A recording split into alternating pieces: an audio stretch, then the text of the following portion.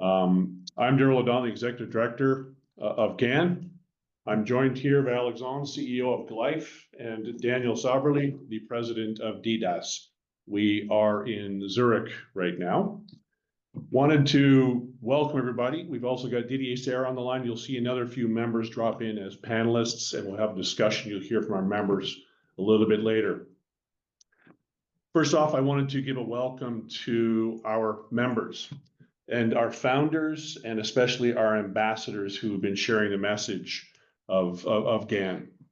These folks come from a huge range of commercial organizations, civil society, nonprofits, and ecosystems. And we're here today to go through just a few things. We have an announcement, a bit of a story to tell. We'll get some commentary from some of the members, and then we'll open the floor to have an open discussion. Just to be clear, this meeting is being recorded. We will share the recording probably tomorrow on our YouTube channel, and you'll have access to this deck as well in PDF form as of tomorrow. Just wanted to bring people back to why GAN exists and what it is that we're doing. We know that trust is really, really dropping. One second, I got to move the faces out of the way here. Trust is dropping globally, especially in the digital world. It's been dropping for quite a few years now. People have been throwing, companies have been throwing, governments have been throwing money at this in investing, trying to reverse the trend. It has not been working really well. We're seeing many, many companies, organizations, governments realize that risk and compliance costs are continuing to rise. They're knocking some regulated companies and like banks, et cetera, out of business. And it seems as Gen AI has just kind of thrown gas on the fire. It is accelerating this trend for trust to decay. We know that this is a huge problem, and we know, and one of the reasons that GAN was created is we know that there's no single organization that can fix this problem alone. We recognize in the members, the founders here, understand that in order to fix this, we need to really establish and build trust with our partners, with our peers, our competitors, and our customers and the people we're working with. So we're trying to find a better way. We know that building and sustaining trust is really a cornerstone piece for any organization. But challenges like this really require a multi-stakeholder view. We have to take a look at and embrace the best of thinking, the best of actionable thinking in particular. And what we've recognized, and the reason GAN was created is GAN, the Global Acceptance Network was created, is we need a forum that serves to create a network effect for solutions that restore digital trust. We need to start building trust and create a flywheel such that trust continues to increase instead of decay like it's doing right now. So for those of us who have been on the GAN mission for the last 6 months, I'd like to introduce the new brand. GAN is being rebranded as Ayra. You're going to see the rest of this presentation is using our new branding materials. Over time, you're going to see a lot more material from Ayra.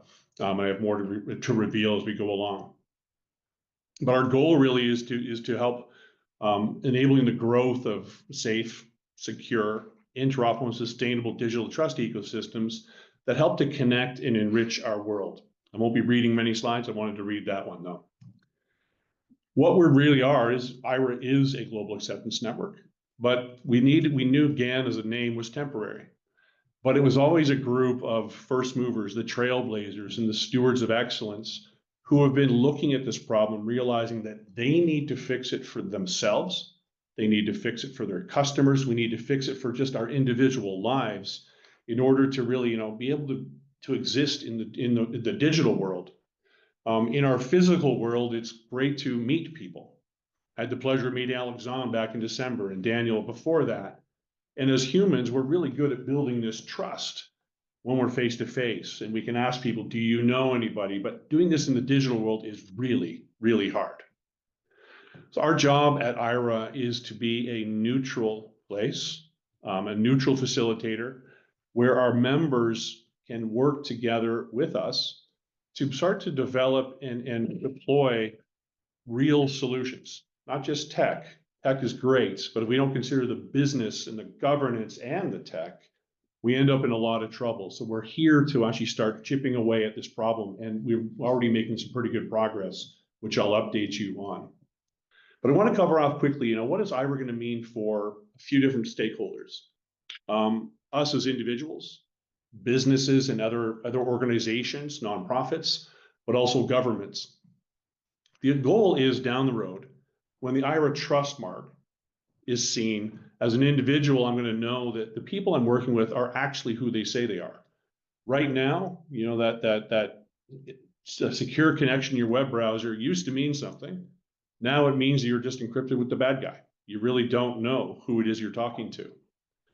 We also want to know that when we see this Ayra trust network, when we see that trust mark, that the apps and things we're doing and using should just work, that they're actually going to connect and make my life easier, not more complicated. But also, when I'm asked for information, I know that the other parties have agreed to respect the rules, that they're not going to do things that we're not supposed to, that we have a nice trusted relationship. And if I don't see that trust mark down the road, again, this is where we're going. We don't have the trust mark in place. It's not broadly adopted, but it's going to get there. We want to know that when we don't see it and we're doing something that we're expecting that Ayra trust mark, that I may want to step back and question exactly what's going on. What is happening? Perhaps they're just not part of Ayra yet. Perhaps there's another network that's similar, or this just might be a situation where I really want to take a look. So what's Ayra going to mean for businesses? The key there is that I'll be able to conduct my business, whether that's profit or nonprofit, knowing that the parties involved are authentic. They are who they say they are. You're going to hear from Alexandre on Glyph and how it fits into providing rich authenticity for organizations and the people who represent those organizations. We also want to know that they're following the business and governance rules that I expect. If I'm doing business in a high assurance mode for something that's high risk for me, but valuable, I want to know that people on the other end are following those rules. I also want to know that as I build out my business, I don't have to build that network. I don't have to go and try to own something that's not mine to own, that I can participate. I can connect to the networks that are out there because I can understand that they're following the business rules, the governance is good, and they're authentic, and they're backed by a whole bunch of information that I can check out when I need to. What is Ayra going to mean for a government? One of the key things about Ayra is we are not directly working with government. There are other bodies who are doing that, and we're partnering with those. I'll be in Davos next week visiting with the Open Wallet Forum, which is a UN-led ITU initiative, working with the Open Wallet Foundation and House of Switzerland. They're working on the policies and how do governments go intergovernment. How do they make sure that their citizens are protected? But the key thing for Ayra is when they set those rules and they have the authorities in place, that they know that those authorities and policies are being respected when they're part of the Ayra Trust Network. They also want to know that their citizens are being treated fairly and consistently. That's part of the rules of the Ayra Trust Network. And they want to know that the businesses under their jurisdiction are playing on a level playing field, that this is an open network for people to work with. Wanted to cover off a few of the major accomplishments we had in 2024. When GAN was created, we had a few major things we had to do. First off, the Ayra Association has been established in Zürich. We did that last month, just towards the beginning of December, I guess. Daniel is one of our board members. Drummond and I are the other board members right now. We're transitioning so that the board is going to go through the overall governance framework. We're not going to cover that in detail today, but you can learn about that pretty easily. Our other goal was that we would have the governance framework put in place, and that has been passed by our member advisory council. And these lay down the foundation for creating and governing the Ayra Trust Network. That's actually our commercial register. We need to get an LEI from Glyph. And the governance framework, just to cover off what it is graphically, what does it mean? Well, the Ayra Association is this new entity that we've created. It is a member-driven, member-owned nonprofit. The Ayra Trust Network is the thing that is an ecosystem of ecosystems. It's where networks connect to each other, various different places all around the planet, and it's meant to be truly interoperable. When I say truly interoperable, I mean it's considering the business context, the governance context, as well as the tech context. The Ayra Association governs the Ayra Trust Network. The ecosystems that join, that participate in the Ayra Trust Network, are completely sovereign to themselves. They do their own thing. They just agree to a small list of rules of the road of what does it mean to be part of the Ayra Trust Network. So reiterating those two major goals, this is a variant of the slide that GAN has been presenting repeatedly. This is now being presented as Ayra, in that Ayra we have established, not we're going to, we have established that neutral nonprofit org that follows our guiding principles. And we are now preparing to establish and govern that layer, that Ayra Trust Network, so that we can truly have, start building trust in our digital systems. As an update on the Ayra website, which we now have a new domain, you can hit it right now if you like, ayra.forum. You will start seeing emails from GAN people that will end in ayra.forum.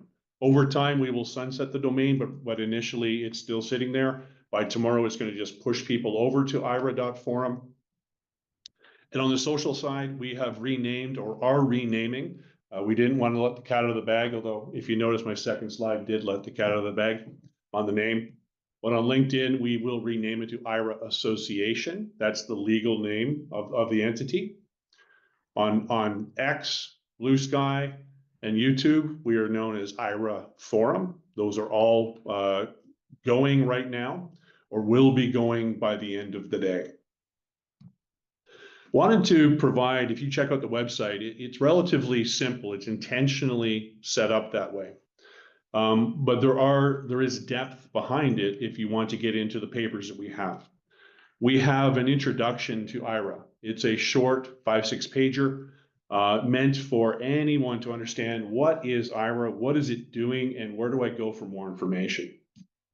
We have 3 white papers, the first of which is the Ayra Ecosystem of Ecosystems. It's about 20 pages, just under. And this is talking about the model of what does it mean to have ecosystems that are connecting. When a bunch of us got into this industry years ago, we started using the term ecosystems, thinking, that the banking ecosystem is out there, the supply chain ecosystem is out there. It turns out that, yes, there is a supply chain ecosystem, but it is absolutely enormous, and you can't even consider approaching it. But it's comprised of many, many, many ecosystems inside of it, hundreds or thousands or more. That ecosystem white paper discusses what does it mean to be able to connect to different ecosystems when you don't control. You're not a member of an ecosystem, but you need information from somebody who lives and operates in a different ecosystem. We have another paper. It's just over 20 pages. It is the special network effects of the Ayra network credentials. This is something we're working towards, where we have a family of credentials that we're going to be building that are intended to drive network effects. I believe it's been a heck of a push to get to this announcement. A lot of the team, I don't know that some of the team slept last night, but I believe there were 7 of those principles. Pretty good paper to be looking at. And then if you're deep on the technical side, there is about a 40-page technical white paper that covers off what we're doing and what it is we're doing, how you approach it if you're coming from a different perspective on tech, whether you're wanting to access the Ayra Trust Network, if you're wanting to join it, those are different views. Those papers are available as of right now. So let's talk a little bit about who is part of Ayra. We have multiple different types of members, ranging from deep technical companies.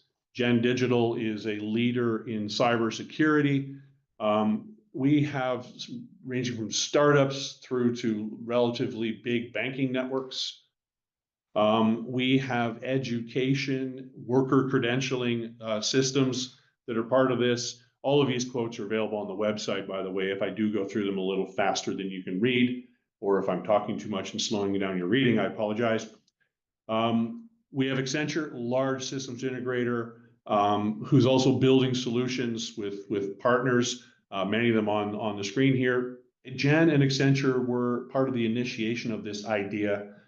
Both of them are enormous companies with deep reach, broad reach, and they recognized that they could not, as a company, As individual companies build something, they needed a neutral forum to do this, and they started this whole initiative, which really started last March in earnest, and we got started with GAN just on the 1st of July of 2024.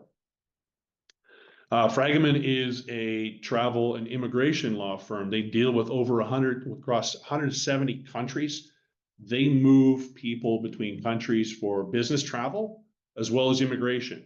So they are dealing with an immense number of jurisdictions that range from fully analog through to digitizing rapidly, and their customer base is having to deal with the fact that when things are digital, you can do a lot really, really fast that you couldn't even consider doing when things were in the paper world.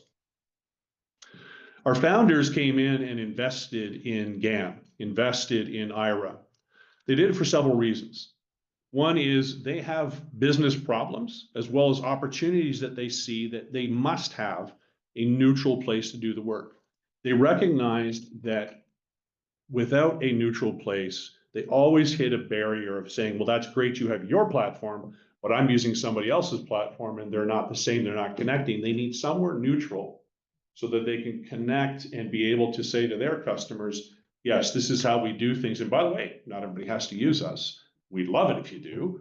And they're also in early, so they understand how to work in the Ayra context better than some. They also knew that in order to do this, we couldn't just do it in drips and drops. We had to move quickly.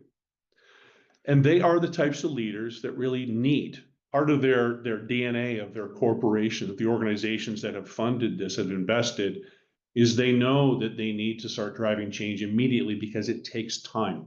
They want to make sure that they have the understanding of what's necessary, that the learnings are done properly. So let's give you a quick update on where we're at today. We have three main things we're working on. I'm going to start at the bottom left, which is, and I'll get into more detail on all three of these, which is the formation of trust clusters. And I'll explain what trust clusters are, but really they are collections of folks, multi-stakeholder, typically multiple ecosystems that are working together to solve problems. There's also what we call the digital trust infrastructure. Ayra is not intended to be a tech player. We are here to adhere to support standards that are being developed by different groups, Open Wallet Foundation, W3C, ISO, you name it, OpenID. We're here to provide the basics of digital trust infrastructure, but also to have our members run and operate that trust infrastructure.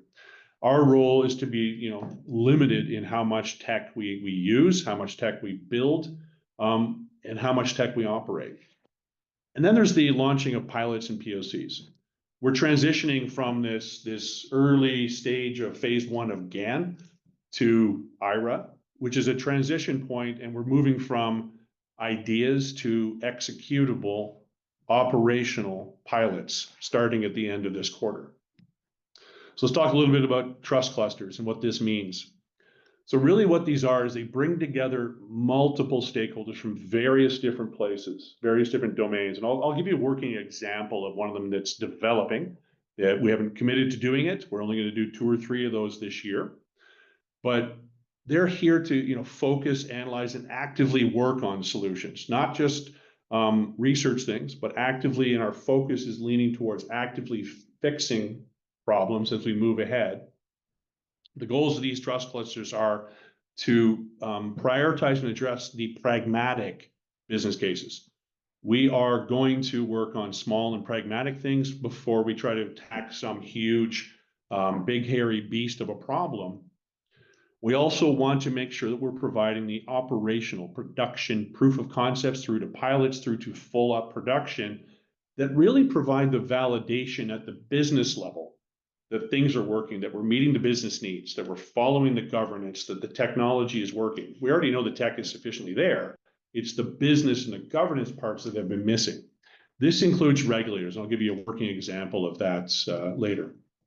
The goal of these clusters is to make sure that within their own industry or sector, however they call it, that we're enabling that trust, which really starts to unlock new opportunities, but also reduces some of the hard costs that are really hard to get control of right now. So Talk a little bit of digital trust infrastructure. So again, we're here to enable trusted information exchange, not to build trusted information exchange.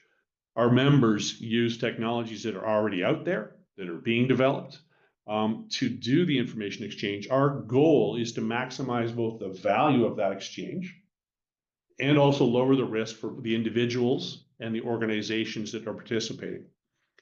We do that by we do that to enable interoperability and make sure that our ecosystems are verifiable. And there's three key aspects to that. These really are a trust strategy fabric where we connect ecosystems together, and we're really only asking simple questions. Does this entity in your ecosystem have the authority it says it does? Yes or no? Do you recognize other ecosystems so that I can start to explore and discover what else is out there? This is really telling you who you can connect with. We also have a conformance test suite that makes sure that the connections are following the tech rules, the governance, and the business pieces so that they can work together. This is how you connect with other parties.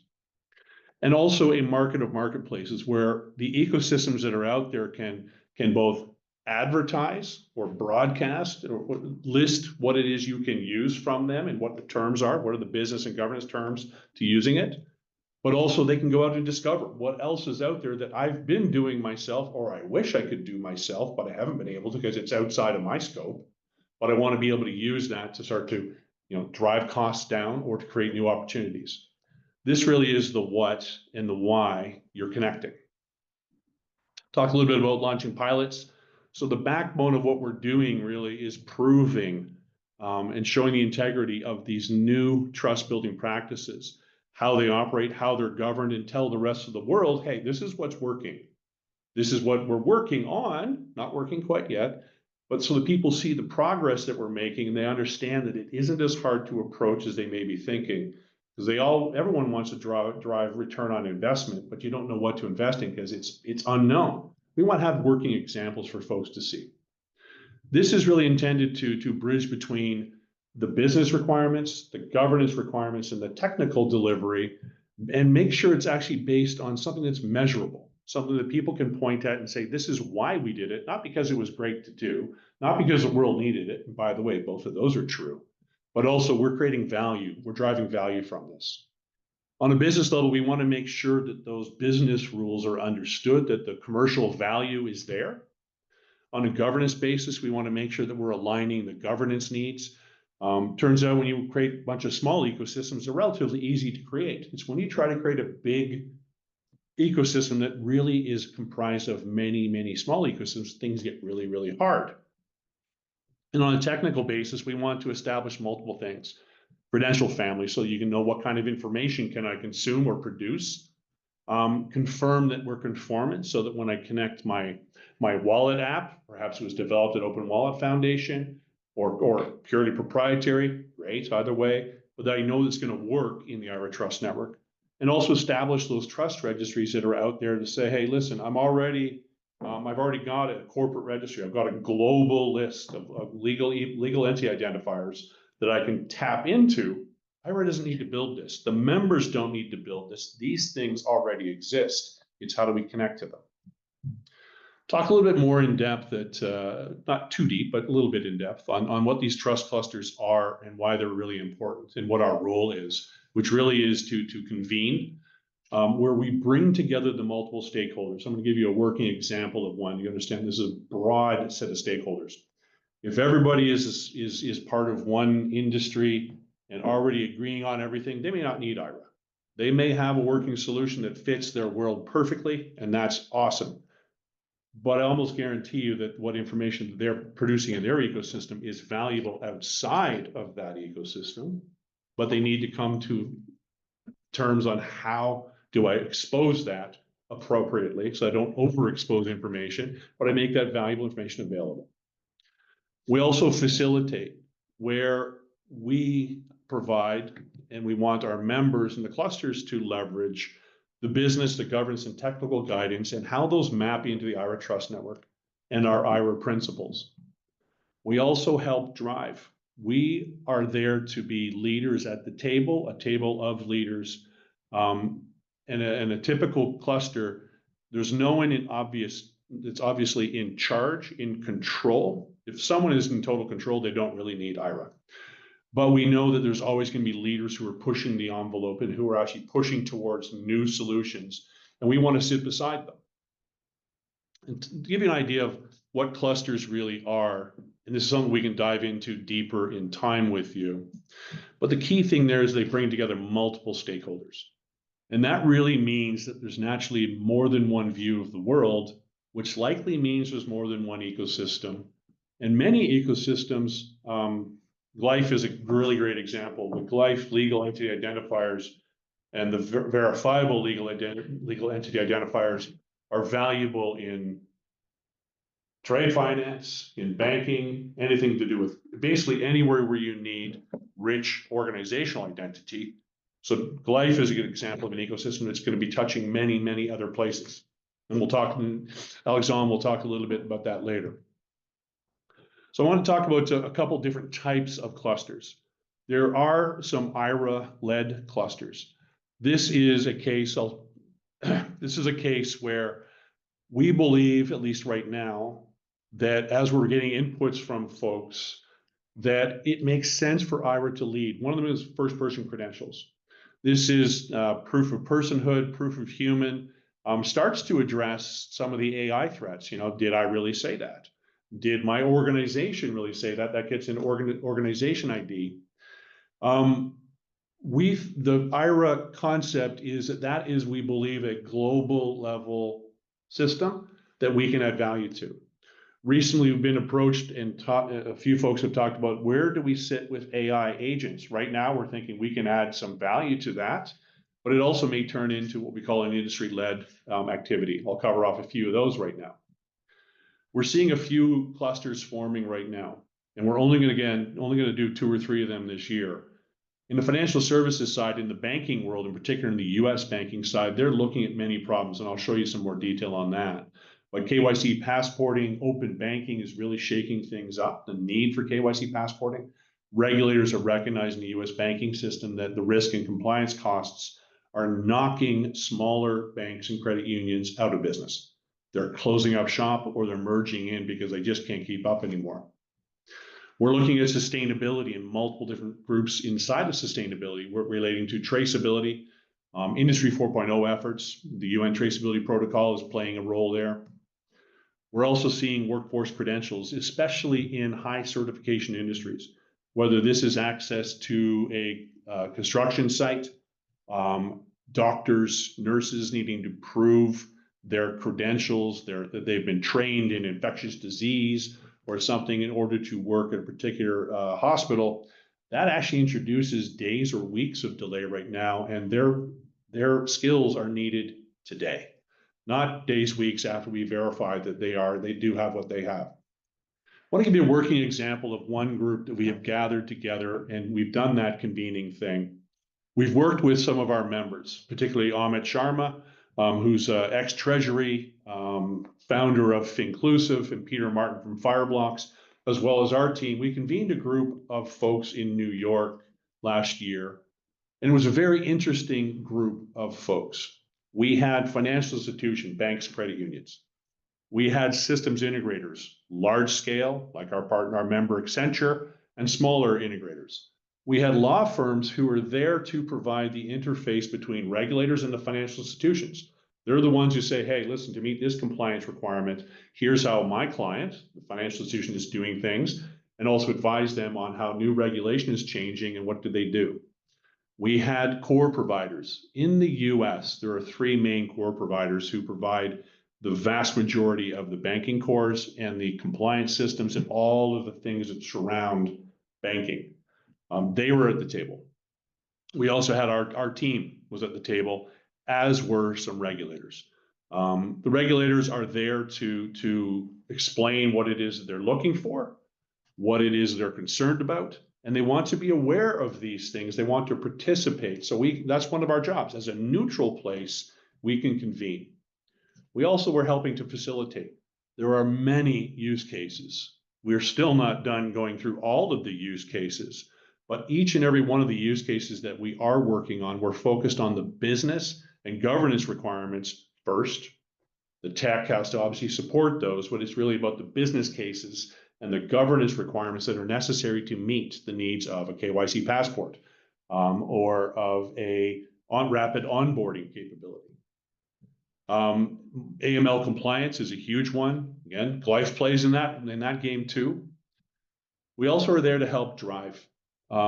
The cluster leaders are being identified right now, but one of the groups at the table will be Ayra. If you know anything about our team, the team that we've assembled, I'm fortunate enough to work with, is leaders in various different places who are there to make sure that people understand the banking folks understand banking really, really well, extremely well. We don't pretend to, but it's the interfacing with the rest of the world where things get a little bit different. That's where Ayra starts to add some value. And our job there is to support and in some ways co-lead. Give an idea on where we're looking at the path forward for the next couple of years. When we started GAN in 1 July, the goal, we knew it was a 2.5-year mission to get building. The next 2 years is really as we're building up these trust clusters, which are starting now, is to get in and get involved so that you can access and start to influence what's being built. Start to understand how to use, how to build, how to deploy the trust infrastructure. We're doing that through operational pilots and proof of concepts. Those will be participating in, again, operational is the key thing this year. And then over next year, we'll start to scale. And as we go, we'll be adding in more and more members. It's the members who really create the clusters to get things started. And they're typically the type of people who, they're trailblazers. They see something new, they see opportunity to build something new, to change how they're doing something today. And they know that they have to start immediately because if they wait, they're already going to be behind the folks who started early. The goals and the benefits of joining these clusters is we're focused on these demonstrable business cases, things that have real business behind them. We also know that the folks who have joined GAN, who joined Ayra, know that they want a seat at the table. Whether that is a seat at the table so they can lean in and propose things to participate or to sit back and watch and learn. They know that without being at the table, that they're going to be behind things.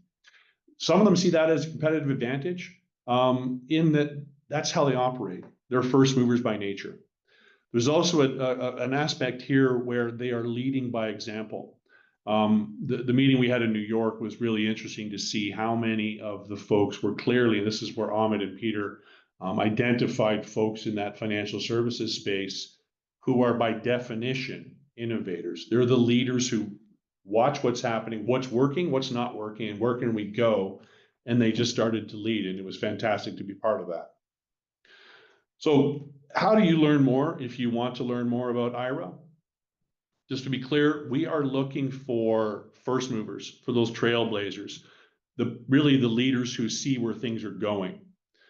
Because we all know that digital trust is required right now. And the leaders who have joined understand right now that starting today is the best time. What's the aphorism? The best time to plant a tree was 20 years ago. The second best time is right now.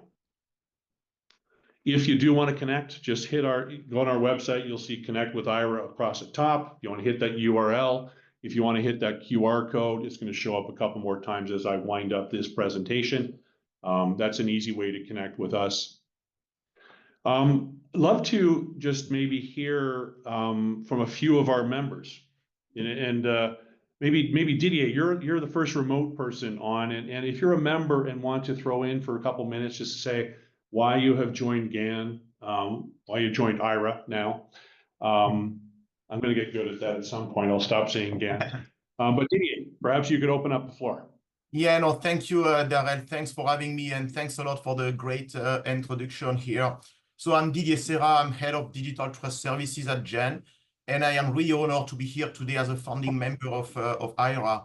I think this launch marks a crucial milestone in our journey toward a more trusted digital economy, and I'm really super excited to be here to celebrate the moment with all of you.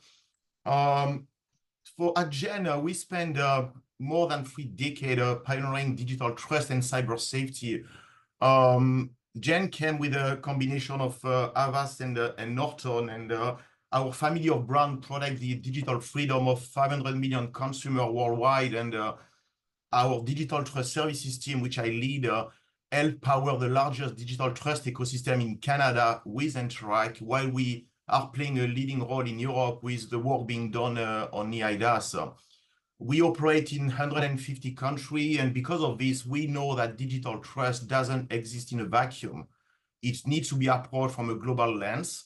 Consumer experiences should be seamless, no matter where they are, and consumers should always be in control of their data and empowered to prove fundamental information about themselves without sacrificing privacy.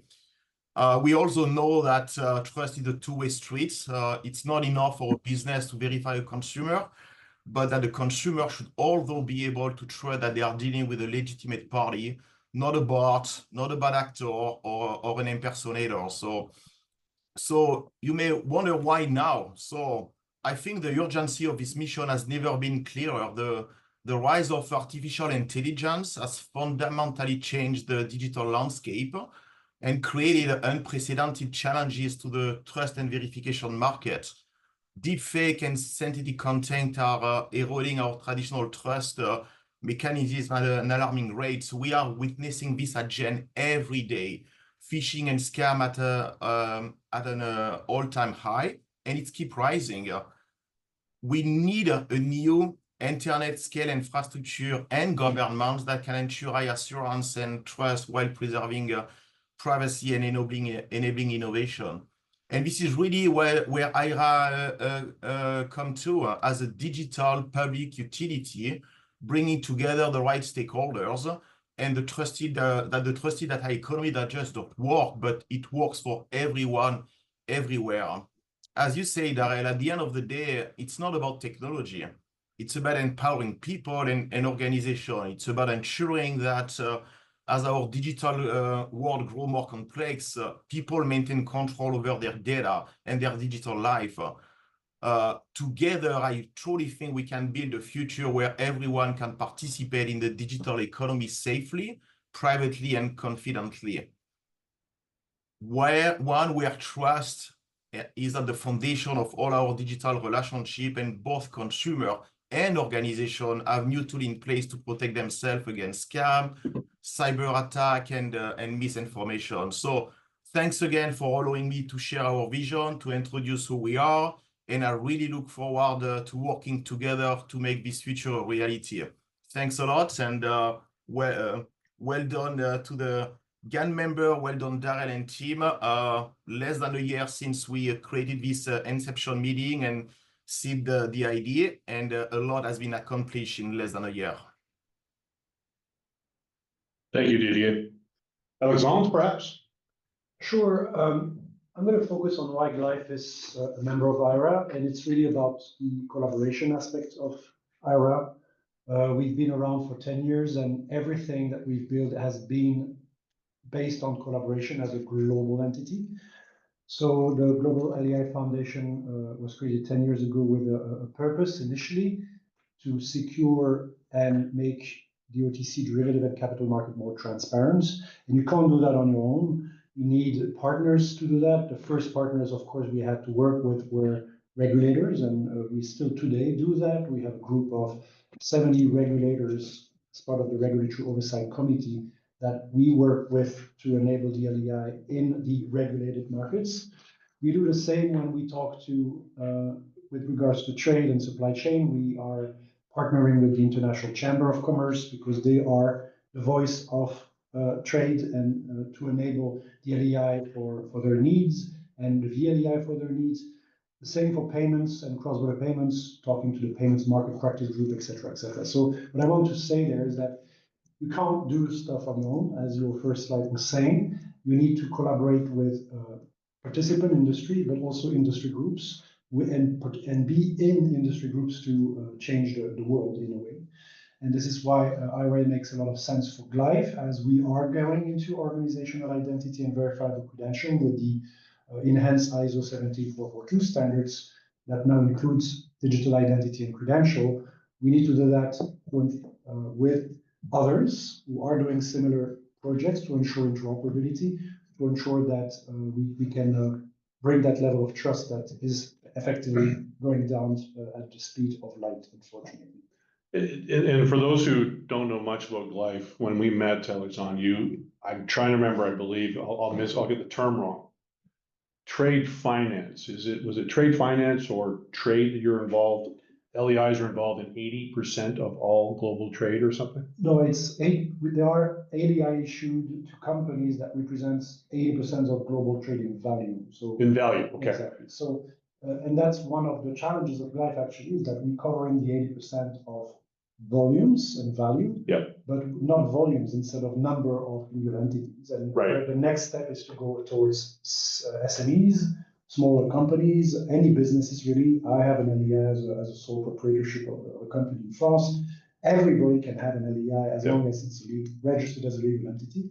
And our objective is to make that a global standards for identification, with the very important thing that we always anchor the system into national legal framework, because we do not incorporate companies. We are creating a passport for companies who are incorporating at national level according to legal considerations in that national environment. And I think that's very critical. We are a global root of trust, but connected to national root of trusts in a way to ensure that at governance level, it is rightly done, because governance is as important, if not more important, than that technology. Great, well, thank you, Alexandre. One thing for anyone who's not part of this audience is we gave a quick heads up to folks saying, hey, if you want to speak, but most people, we just basically tap and say, as an example, Fraser, perhaps you could, we have not, I don't know what you're going to say. I didn't know what Alexandre was going to say, but I'd love to hear from Fraser, the CEO and founder of Checked. Oh, hi all. Let's see if I can somehow, I don't think I can for some reason. I don't think you can see me for some reason, but hopefully audio will do. Yeah, firstly, thanks, Darryl. Yeah, it's like everyone has said, an incredible initiative and moved so quickly. I'll keep this brief. The obvious reason for us to join GAN now, Ayra, is Checked has always been focused on providing trust and payment infrastructure for kind of credential businesses, or what we've historically been, or what the language we've been using is trusted data economy, which I think was similar to language Didier used just now from Avast, now Gen. So there's just a huge alignment from our perspective in terms of what GAN and now Ayra is looking to achieve in terms of providing that trust spanning kind of that layer. And obviously, I think the other part that we're aligned with is kind of focus on standards and interoperability.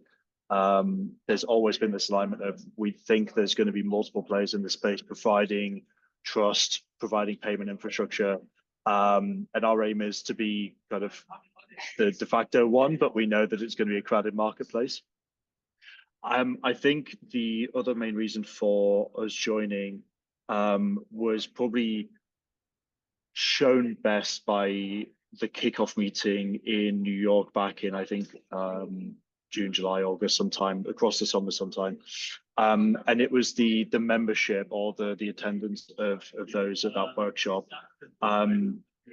Ourselves as Checked, we've been around the SSI ecosystem for probably 5 or 6 years, possibly longer as individuals outside of the company. And we've attended everything from IWs to DIF to EIC, kind of My Data in Finland. You name a conference, we've probably attended it at some point, at least as individuals. And I think the first GAN workshop was the first time I've seen so many of the business or the executive side of SSI companies compared to any other conference or meeting.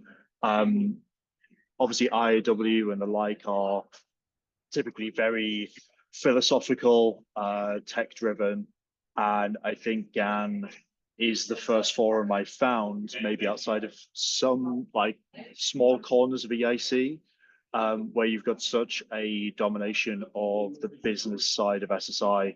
And I think that speaks to a maturing of credential businesses, decentralized ID, SSI businesses, and the market in general. But I think it's also highly necessary. And that's why it's one of the things I've most enjoyed about being part of Ayra so far, is that kind of collective of individuals that are all together. So keeping it brief, it's a lot of it is down to our alignment as checked with the mission of Ayra. But the other side of things is that collaboration with like-minded individuals who are really interested in pushing the business side, the adoption side of SSI, decentralized ID credentials forward. Awesome. Thank you, Fraser. Yeah, the New York summit was fantastic. The similarly, we were with your co-founder, Ankur, at the Tech Summit in August, which was thrown together to be really, really quick. And to our huge surprise, we had more Europeans in mid-August in Toronto than we had North Americans. And I've never seen that before, that people canceled vacation to come over. It was pretty awesome. Someone just asked if there's a website set up. Yes, if you just go and navigate to ayra.forum, that is the website. We'll share that link out. You'll get that all in the materials and stuff. Jumping over, perhaps Daniel, as president of DDAS, you're the first nonprofit pure play. We have other nonprofits that are running ecosystems. Life is one of those. But DDAS is a little bit different. Perhaps you could explain, one, what DDAS is, and two, why DDAS has joined GAN. Ayra. Absolutely, yeah. Ayra. Exactly. So, I think first of all, I think Ayra's principles and its purpose really strongly align with the purpose and the principles that DDAS set out when it was founded in 2020. And who doesn't know, in Switzerland, we had a referendum on a previous EID initiative right in 2020, and it was not based on a user-driven, self-determination kind of focused and data minimization principle-based digital identity framework, but it was really something that the public was not able to accept, and rightfully so. So I think we found it with the leaders. Just one thing, I sorry to interrupt. We know each other well. The thing that I learned when we were in Bern with the government was that Switzerland has the ability to overturn things, but it doesn't get used very often. This was truly exceptional. The citizen, and it was a huge overturn. It was not a 51-49. It was a quite significant overturn, and it was rightfully done so. I mean, direct democracy, like in Switzerland, really has its upsides and sometimes also its downsides. But I think, having this direct vote by the people in Switzerland also demonstrates their ability to influence some of the important conversations and dialogues and decisions that are being taken with this also that. So DDAS was founded 2020, contributing already to the dialogues during the referendum, and then being able to, since then, because after the vote was taken by Swiss public, there was a motion kind of supported by all of the parties in Switzerland because they weren't against digital identification or digital proofs or any of that, or digitalization in as a whole, but they were just against that model. So it was a motion instantiated by all parties, and basically asking for a privacy-preserving way of doing things, and asking for state-issued digital identity. So I think we were able to contribute over the course of the last 4 years to all of the conversations, architecturally governance-wise, but also business value-wise. And I think the acceptance of the law last year in December, on December 20th, kind of is a good example of the positive impact of such a positive and you know, kind of participatory driven initiative, because Switzerland has taken a very deliberate approach to this, to do this in a participatory way, aligned with strong principles. And that's the strongest alignment I can see with GAN, as you said also, Ayra, as you said also, Alexandre. The collaborative aspect is super important, while I can see now that operationalization is now the next step. I mean, yes, we will have to wait for another 100 days for avoiding potential additional referendum on the law that was passed by the parliament in December, but nevertheless, moving into operationalization, it needs to continue that participatory process, and also think about how these ecosystems work across each other. So advancing verifiable credential-based ecosystems and contributing to the connectivity between those trust registries and connecting that governance, I think, is a key aspect of what the GAN will bring to the table, especially in cross-border and cross-ecosystems or cross-domain fashions. And yeah, I think we're looking forward to the increased support from other regional digital trust related trailblazers, as you named them, that are out there, non-profits, initiatives, businesses, to join the GAN, to actually join up in this, to join Ayra, in this initiative, to drive principle-based native digitization with people at the center. And by the way, you mentioned Didier, you mentioned IAW, or Fraser, I think it was, you mentioned IAW. We are going to run DICE, we're co-organizer of DICE Europe, Digital Identity Conference Europe, in March this year, and we're really looking forward to have business-related dialogues to drive that operationalization forward at DICE in March, with also the GAN's contribution. Ayra. Yeah. It will happen more. Yep. Well, yeah, it's one of the things we recognized initially.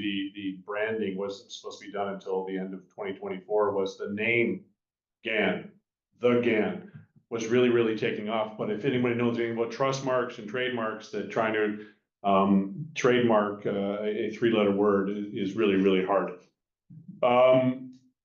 Similar to that, though, I mean, it's interesting. We've been talking with on a couple fronts with the government of Switzerland. One is how's their stack building up, and we're actually aligned quite well with it. Our teams are talking.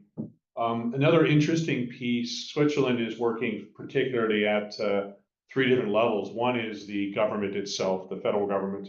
The second level, they're working with the other governments, the cantons, the municipalities. And then there's a third level where they're looking at saying, well, how do we deal with businesses that want to use this system? It's government is not there to drive that. They're there to enable that. So they actually fit really well with what we're doing just inside Switzerland, as well as that cross-border. That similar thing, we've actually had a country, Bhutan, joined Ayra, because it is looking at its government mandate, its remit, and saying we need to enable the non-regulated industries because they're clamoring for it, and they need to deal with cross-border situations. So the governments will do their policy work elsewhere. How do they do the cross-border things, but the actual mechanisms by which businesses work cross-border and how they integrate systems, some they're looking at working with us on. Maybe two countries that understood the network effects on top of digital public infrastructures and their impact of potential impact for the economy, for the digital. Yeah, totally. The development of digital public infrastructure, it's always going to be a combination. It has to be governed. And government has a huge role in the governance of it, but the actual operating, no government wants to really operate it, because once they reach past their own mandate, it becomes very, very difficult for them to push that. They want to know, how do they partner? And that's one of the things that's really, really helping. I did see a question that was asked with regards to, is GAN Ayra similar to how DNS was for website server records? In many ways it is. There's a lot of analogies we've used with when we founded GAN with Ayra. One of them is DNS. ICANN.org is the entity that governs in a very decentralized way the top level domains. You know, countries run their own domains. ICANN doesn't run that for them, but they have agreed upon some rules of how things are handled, how disputes are handled. And then they have the global top level domains, you know, things like .com, .forum, which by the way is an expensive one, but it was available. Not overly expensive, but it wasn't $10 a year. And that ICANN analogy works quite well there. Where it's different is that ICANN doesn't have any opinion on digital trust, but that's our job. Another analogy we've used is payment acceptance networks. And they're the reason why you can take any credit card and go to the point of sale device and it will recognize it. May not honor it, may say, hey, we don't take Amex, but it knows that it is an Amex. It knows how to look at it. That's a payment acceptance network. You want to make sure that the things work. And let's remember, I can present whatever I want. It's your choice on what it is you decide to accept. So that's going ahead. Is there any other members or founders that want to raise their hand and provide any input? And Fraser, I would have to. I tried to make you a panelist. So your video would have worked, but you can at least talk. But you've already done yours. If there's any others there out there, just let us know. And I see someone else, Neva, you were asking some questions. Did you want to jump in?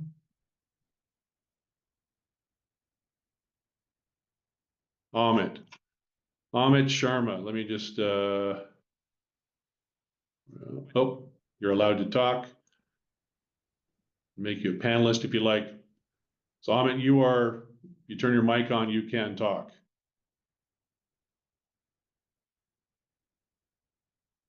Not hearing you, my friend. Oh, he's coming as a panelist. There we go. Yeah, I'll hope you can hear me okay. And Yep, we hear you now. Well, no, great presentation all around. I just take 30 seconds to reinforce that a couple very nice coincidences. The White House came out with the Cyber EO just today. There's a number of digital identity prevention, elements in it, reinforcing issues around trust and the criticality of identity solutioning as part of our broader national and international security. And as we think about the applications here related to the financial services cluster, as Daryl, you had rightly pointed out earlier, the ability to simplify, modernize trust frameworks within financial services goes a long way, not only to make efficient associated know your customer, know your business, due diligence, monitoring, onboarding that has tremendous commercial applications to open banking, peer-to-peer payments, and then the broader modernization of financial services as both traditional and non-traditional entities are driving these innovations. And so I get very excited about reinforcing these elements in a digitally native economy, and especially a highly regulated industry like finance that continues to combat not only the fraud and other elements around account takeover, identity theft that we discussed at the meetup at the financial services cluster are very common pain points that cost literally billions of dollars for the industry and individual companies, while doing so really re-empowering consumers and businesses as they engage in critical financial services, both within the US and globally. And being able to drive that with a modernized trust framework not only leverages the connectivity potential of financial services to drive inclusion, but doing so with an embedded risk and compliance framework that is essential for a highly regulated industry, both enabling legitimate actors to access financial services, critical services, but also to be able to ensure, as you, Daryl, pointed out earlier, that illicit actors and fraudsters are blocked from the system. So trust is inherent to this, and I'll just say that having been a compliance professional and in the banking and payment space for a number of years post my U.S. Treasury days, is that as we think about modernized financial services, this really represents a step function up of not only contributing to financial market infrastructure, but really a step function up as to how we think about compliance. So we work very closely with GLIFE and the LEIs for Know Your Business connectivity, as well as the empowerment of digital identity credentials that can be leveraged across different financial services. So our goal with financial services now as the next step is to really highlight the KYC onboarding and passporting elements and really drive a proof of concept that we can do with an existing law here in the next 3 to 6 months. So we get very excited. So I just want to say hats off to the Ayra team broadly. The new branding looks awesome. I know marketing and branding is always challenging to get folks to agree, but more importantly, hats off to Drummond, Daryl, others, a number of folks that have been part of the technical pushes of this. And now I'm very excited about enabling a very, very robust, simplified KYC, KYB process within fin services that I think will pay dividends for the sector and really reinforce a connectivity to how US and global regulators see the space. Thanks a ton, Amit, and you played a big role in the financial services work we've been doing. Jumping to one of the questions we got, Stefan Bauer, good to see you there. He's asked, regarding clinician credentialing, is Ayra engaging with any existing task sourcing companies that do this currently? Ayra, no, not directly, but some of our members are actively doing that. And that's really the model. Ayra is not here to push into an industry. We really need to be pulled in. Several of our members are active directly in that space. I know that Velocity Network, one of the ecosystems we've connected with, is active in both the US and the UK in those aspects, and there are other members who are actively working in that area. Tim Boma, good to see you. How does Ayra complement existing conformity assessment bodies? Are we seeking ISO accreditation? I'll deal with those two different questions. Our goal, so as we move towards a trust mark, which I had a slide, I turned it off. The goal there is Ayra is not there. We're not there to certify and accredit things. We're there to set the spec, set the conformance requirements, and use and work with conformance testing labs, conformance assessment bodies who will do that. Our goal is to also work with the standards groups, and work with the SDOs, the folks who are setting the standards and specifications, and adopt their work, not to become a standard setting group ourselves, not to become a conformity assessment body. We may help build the conformance criteria, though. On an ISO accreditation basis, depends on what you mean there. Over time, we believe that Ayra is going to require a SOC 2. We may go all the way to a SOC 3 to be more transparent about things. As far as other ISO accreditations, we'd have to look at the individual points there. Bo, you've asked how closely will you work together with the EU, especially with the EWC Consortium for Organizations Wallets. We are very aligned with what the EU is doing. We think that they're really becoming a forcing function for a lot of the work. The Open Wallet Foundation is doing a lot of work with respect to EIDAS 2, EUDI, European Union Digital Identity Wallets. I got it. They are working there, and that's an area where we're obviously following along with that. We're not as focused on the individual national identity side. That's an input to an ecosystem, and they're doing a good job of working on that, but definitely keeping close to that. Some of our members are very active in that. Jen Drummond, maybe you can speak to what it is that Jen is active in some of those. I don't know if it's the EWC consortium or one of the other large scale projects, pilots. sorry, got it wrong. Drummond, do you want to speak to that perhaps? Sure.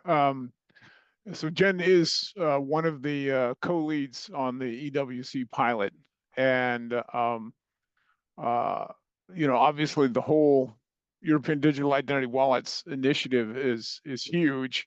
When you want 27 member states to all deploy wallets by the end of next year and credentials to all their citizens, it's a really big effort.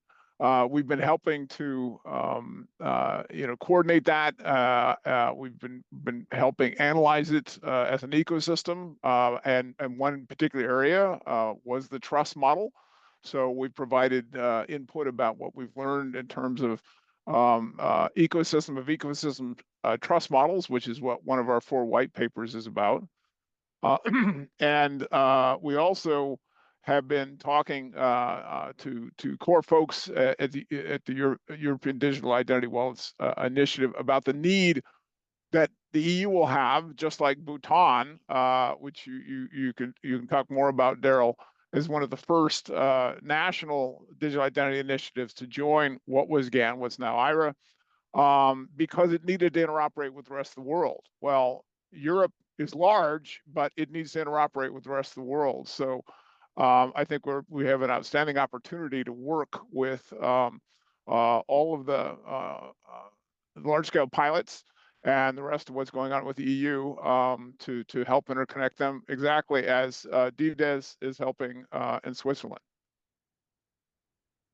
Danny, you wanted to add anything to that? Just, I think as Drummond said, acceptance of EU credentials is going to be a key aspect of how much value EIDAS is creating. And I think with that, the aspects of discussing how some of these credentials, private or public, will be acceptable somewhere else in the world. So enabling that conversation, that dialogue, maybe helping with some of the interoperability aspects in regard to semantics, potentially legal, at least on a dialogue level, organizational and technical, I think is a tremendous opportunity to move these things forward and help with value creation across these ecosystems. Thank you. Are there any other folks on the line that wanted to speak with some of their membership or questions? I've lost my Q&A. There we go. Oh, Neva, I see you have a question here. It says mic is disabled. Let me try and find you on our long list of attendees here. Oh, are we? Oh, Neva, hi. you should be. There we go. Oh, perfect.